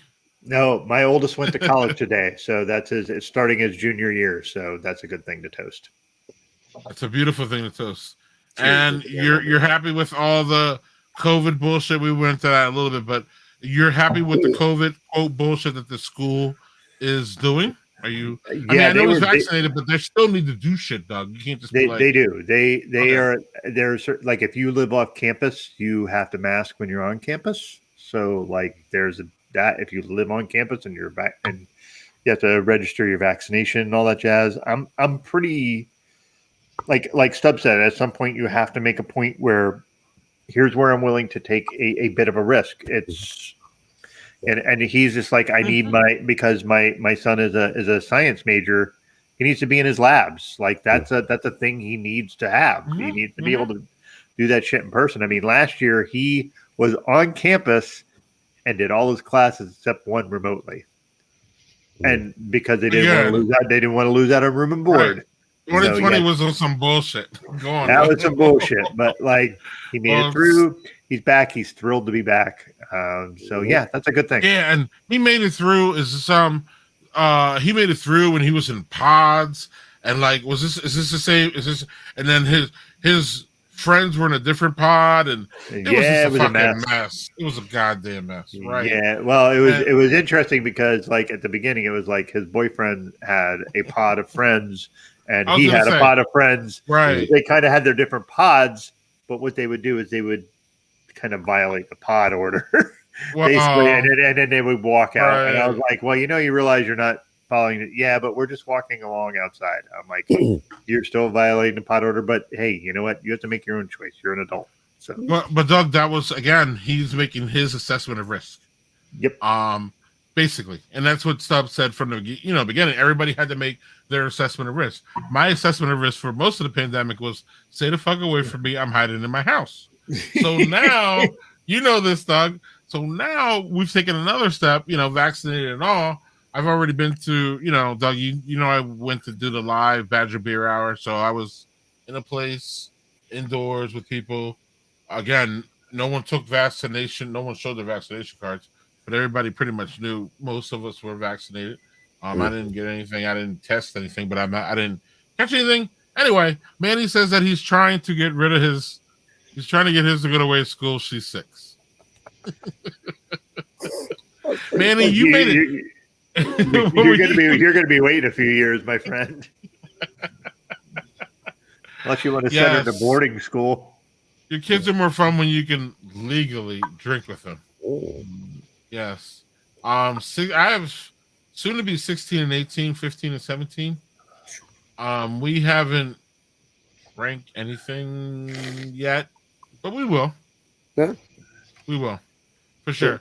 I believe your kids, if parents can, they should be the people to talk to about alcohol. And they should be the people to introduce it. And especially given my kids are homeschooled, so they don't have that, that angle of like, being around friends who trust and you can go over a friend's house, and how we were introduced to drugs and alcohol. I see my kids are a little bit different, so I'm not against you. Is how I was introduced to it. Right, wasn't it? Right. So I'm not. I'm down with that a little bit, but there needs to be a little bit more instruction. But in Mexico, the drinking age is 9. That's not true, Manny. Don't give me that. Manny, you motherfucker. Right. I said it as a fact and shit. That's why we have Doug as our. I was gonna say Snopes, but that's not a good time for. It is not a good time for that. So sorry. I don't know if you saw that on Snopes. Yeah. Anyway, y'all saw that, right? No, yes or no? Mm-hmm. Okay, cool. We don't have to go forward on that. Yeah, we have to go forward on that. Hey, man. So, Stubbs, what can you give us a ranking of what the fuck you drank tonight? Because I'd like to hear what you thought of what you had. Yeah, it's time for us to wrap up or something, or otherwise we'll be here and Stubbs will be in that pool for. I'll do that if y'all let me do a toast after this, and I'll be fine. And Absolutely. Then, all right. So I started with this dissident Marionberry out of from Deschutes, out of Oregon. Pretty good. I love the Dissident Reserve 2017 a little more than that one for me, maybe with the tart cherries. My winner of the night and it's pretty obvious based on how much I had consumed of that, is this Ninkasi Vanilla Otis Oatmeal Stout that I sipped on a little more than anything. And then I always finish off with some kind of bourbon. And so yeah, as far as the beers, the Ninkasi for me is what I just enjoyed more tonight. I'm looking more forward to revisiting that cherry tomorrow if I can find a stopper for this bottle. And if not, I might just stay up and finish that bottle after I'm off camera. Who knows? So what's your toast? I wanted to toast, and once again, I went with Oregon this week, and I told you guys, and I do appreciate, my wine community friends. We're all boozy community anyway, for kind of joining and busting balls and whatnot with us tonight. But I wanted to toast all the friends who I did get to see in person this last week, for being there not only in person but throughout the entire last year and a half online for all of us. And you guys, I'm including you guys in this as well. And hold on 1 second, Stubb.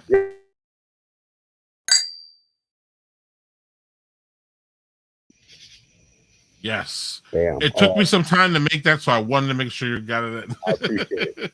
But yeah, you guys have been part of that. I've jumped on as often as I could and chatted with you guys as well, and others who were doing these types of things. But specifically some of the guys busting chops and gals this week, coming together and seeing each other and supporting each other through a lot.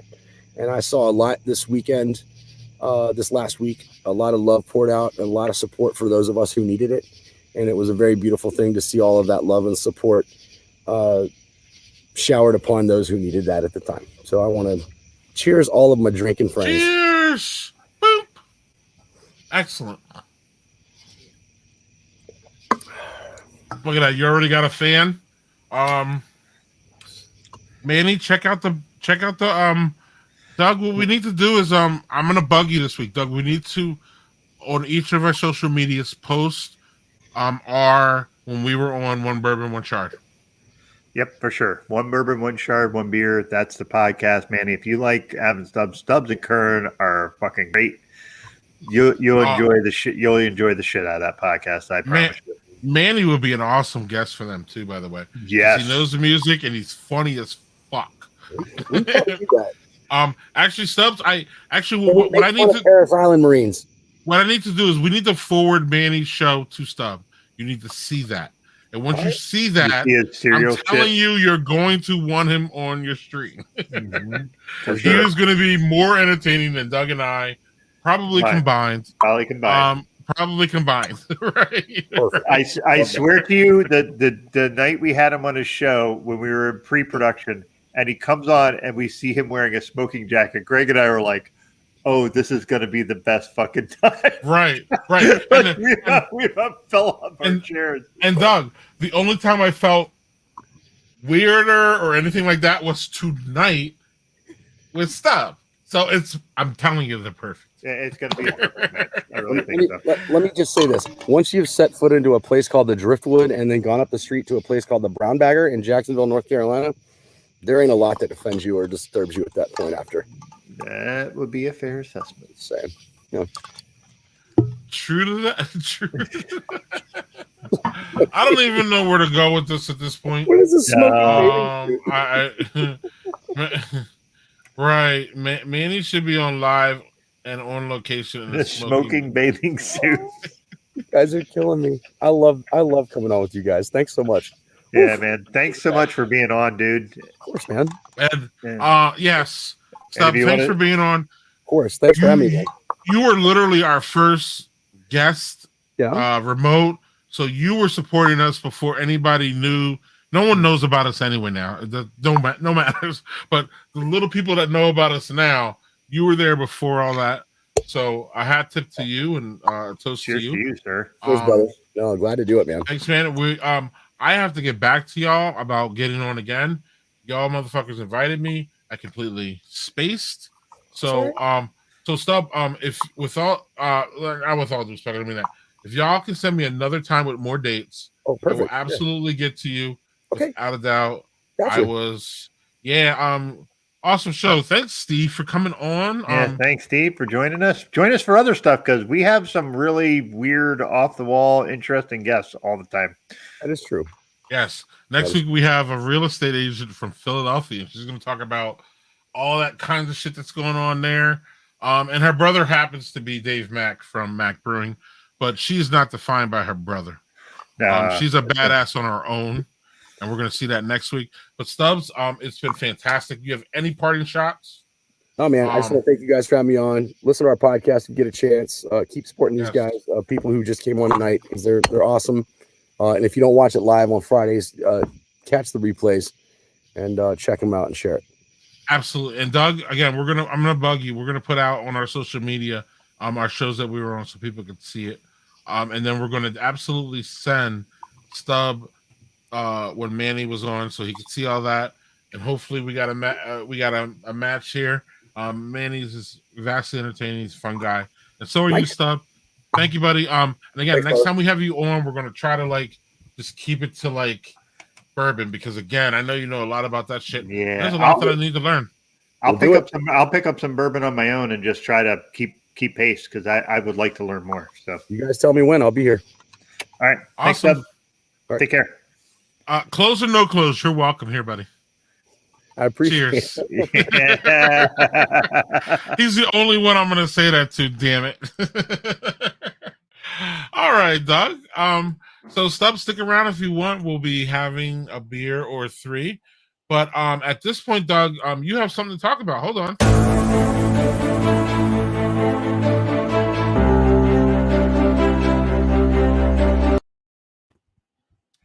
Yeah, so we're going to talk. So this is a kind of a new thing that we'll do once in a while when we have news. We're actually going to do news for previous guests. So what we're going to talk about is our friend Kiki Suds, who is on here. Denise, she has just released a collaborative beer with Oak Park Brewing. So that beer is something called Scarlet. So I'm reading from what she was talking about it. Basically, it is a black cherry limoncello inspired strong ale. And it's a 12% ABV beer that she brewed with Oak Park. And this is going to be her first collaboration. And the idea that she, as someone who isn't a brewer, but is really prominent in the brewing community, is able to work with a brewer to make a beer of their own fashioning, their own idea. It's pretty marvelous and pretty great. I just wish that I was in the area that they are distributing so I could get some. But yeah, kudos to Denise and aka Kinky Suds for being able to make a beer that she really wanted to make. And awesome. Yep. Cheers to that. And if you want to find out anything more, you can see her Instagram right there. Look her up on Instagram. She's a fabulous follow. Also, let's see here. At some point, I did share the link with you to show for Oak Park. Oh, cool. Okay, so we got that. Oak Park is the brewery that she did the collab with, right?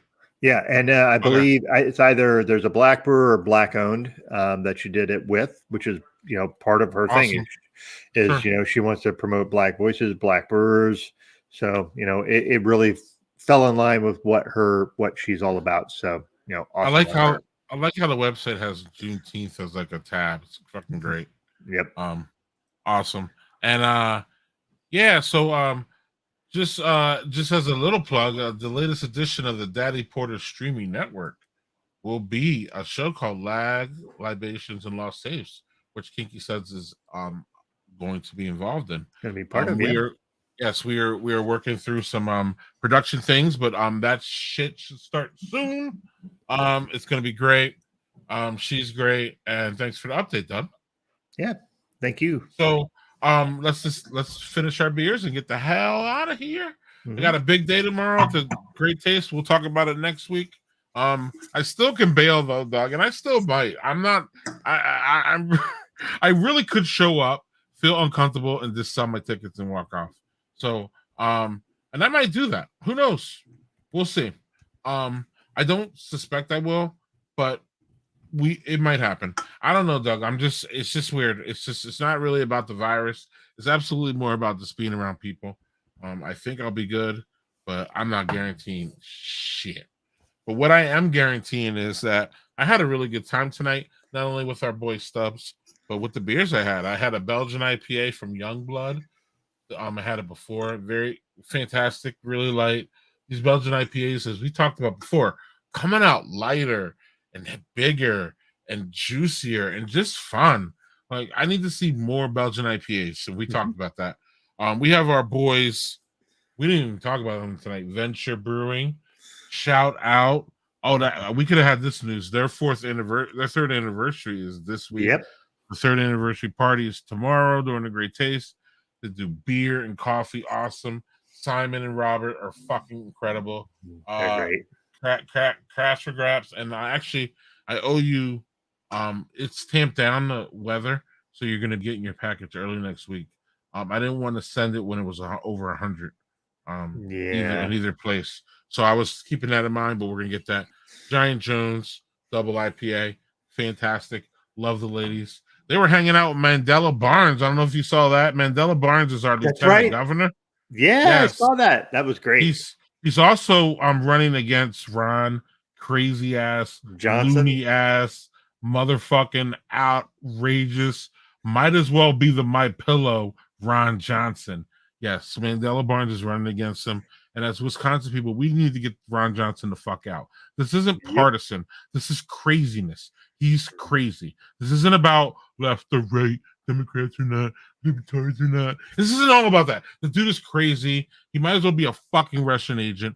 I don't go off on fucking political tangents that much, but this motherfucker needs to be replaced. He doesn't represent me. He represents about probably 2% of the loony Wisconsin fucking craziness. And the rest of the people he does not represent. He needs to go, and Mandela Barnes would be fantastic. Yep. Anyway, go on, Doug. Okay. So this fucking we're too serious tonight. What the fuck's going on? Yeah, I don't know, man. I blame Stubbs, damn it. Yeah, but he's like not a serious guy. He's fucking hilarious. So right, but like him being naked in the pool kind of made us go serious. Maybe we've overcompensated. I don't know. Right. So anyway, I'm gonna start with the ghost of the ghost. Hold on. He can't defend himself, so that's even better. Even better. Then I take shots at him and shit. So, I see him in the box, like, motherfucker. I'm sorry, Doug. Go on. Yeah. So this Gosa was just there's too much fucking going on. It wasn't bad. It wasn't great. I am a huge Warlock fan. This is really good. It's always really good. Next week I'll have a year-old version of this that I'm going to bring out. Southern Tier. That's their porter. That's their porter, right? It is an Imperial Stout. Imperial Pumpkin Stout. Warlock is their stout. Okay. Well, the Pump King is their. I think that's their porter. I could be wrong. Anyway, this is far superior to Pump King. Daedalus, the winner. This thing was like, I was not sure what to expect, being it's a double almond, double chocolate, double coffee Imperial Stout with lactose. Poured like motor oil, tasted delicious. So, yeah, that was a winner. Sweet. Doug, have a great weekend. You as well, sir. Been great as always.